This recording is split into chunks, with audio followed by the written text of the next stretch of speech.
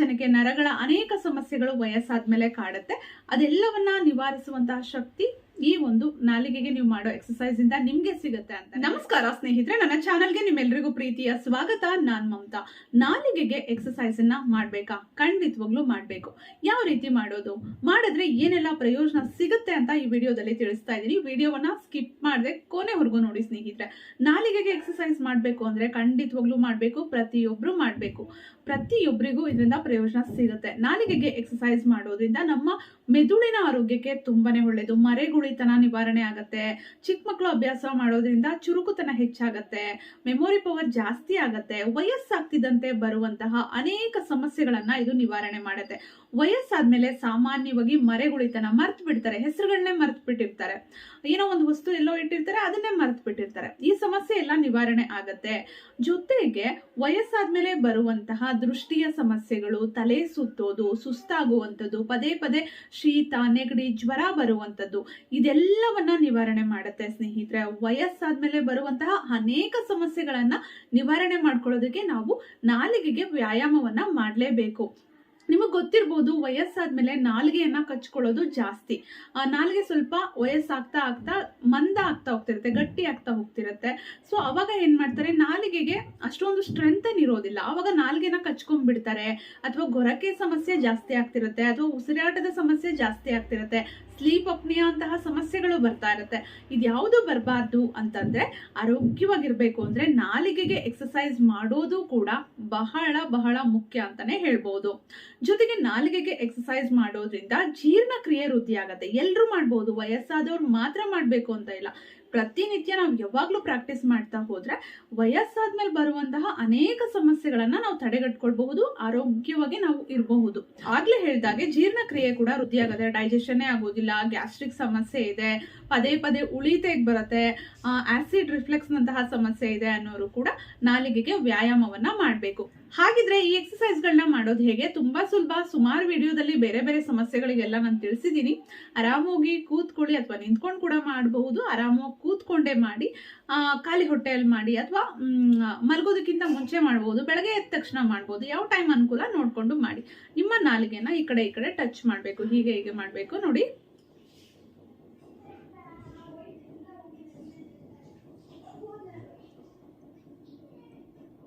ಹತ್ತು ಬಾರಿ ಮಾಡ್ಬೇಕು. ನಂತರ ನಾಲಿಗೆಯನ್ನ ರೊಟೇಟ್ ಮಾಡ್ಬೇಕು. ಕ್ಲಾಕ್ ವೈಸ್ ಮತ್ತೆ ಆಂಟಿ ಕ್ಲಾಕ್ ವೈಸ್ ಅಲ್ಲಿ ರೊಟೇಟ್ ಮಾಡ್ಬೇಕು. ಹೀಗೆ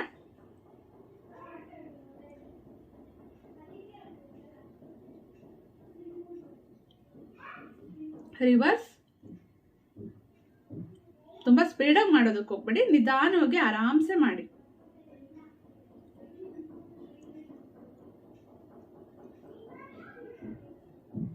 ಹೀಗೆ 10 ಬಾರಿ, ಈ ಸೈಡ್ 10 ಬಾರಿ ಮತ್ತೆ ಉಲ್ಟಾ 10 ಬಾರಿ, ಎಲ್ಲವನ್ನ 10 ಕೌಂಟ್ ಮಾಡ್ಕೊಂಡು ಮಾಡಿ. ನಂತರ ನಾಲಿಗೆ ಹೀಗಿರುತ್ತೆ ಅಲ್ಲ, ಹೀಗೆ ಫೋಲ್ಡ್ ಮಾಡಿ ವಾಪಸ್ ಬರ್ಬೇಕು. ಹೀಗೆ ಮಾಡ್ಬೇಕು.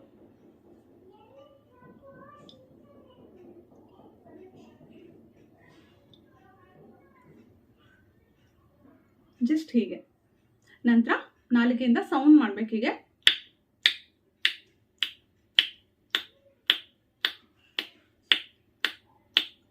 ಎಲ್ಲಾನು 10 ಬಾರಿ ಮಾಡಿ. ತುಂಬಾ ಸ್ಪೀಡಾಗಿ ಮಾಡಬೇಡಿ, ನಿಧಾನವಾಗಿ ಮಾಡ್ಕೊಳ್ತಾ ಹೋಗಿ.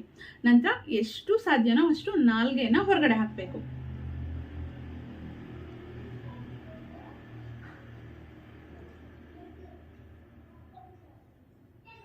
ನಂತರ ನಾಲ್ಗೆಯನ್ನ ಮೇಲಕ್ಕೆ, ಮೂಗನ್ನ ಟಚ್ ಮಾಡೋದಕ್ಕೆ ಟ್ರೈ ಮಾಡಬೇಕು.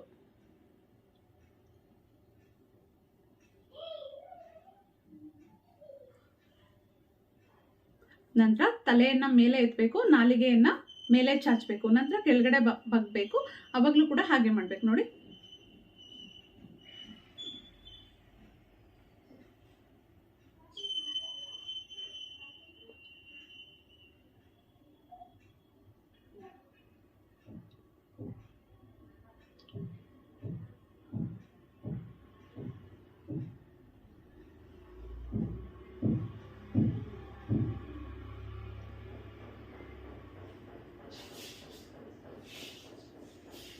ಈ ರೀತಿ ಈ ನಾಲಿಗೆ ಎಕ್ಸರ್ಸೈಸ್ ಮಾಡೋದ್ರಿಂದ ಡಬಲ್ ಚಿನ್ ಕೂಡ ನಿವಾರಣೆ ಆಗುತ್ತೆ. ಯಾರಿಗೆ ಡಬಲ್ ಚಿನ್ ಇರುತ್ತೆ ಅವರಿಗೂ ಕೂಡ ತುಂಬಾನೇ ಪ್ರಯೋಜನಕಾರಿ. ಇಷ್ಟು ಮಾಡಿದ್ರೆ ಸಾಕು.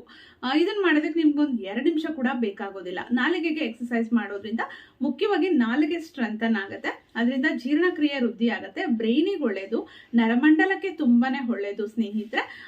ತುಂಬಾ ಜನಕ್ಕೆ ನರಗಳ ಅನೇಕ ಸಮಸ್ಯೆಗಳು ವಯಸ್ಸಾದ್ಮೇಲೆ ಕಾಡುತ್ತೆ. ಅದೆಲ್ಲವನ್ನ ನಿವಾರಿಸುವಂತಹ ಶಕ್ತಿ ಈ ಒಂದು ನಾಲಿಗೆಗೆ ನೀವು ಮಾಡೋ ಎಕ್ಸಸೈಸ್ ಇಂದ ನಿಮ್ಗೆ ಸಿಗುತ್ತೆ ಅಂತಾನೆ ಹೇಳ್ಬೋದು.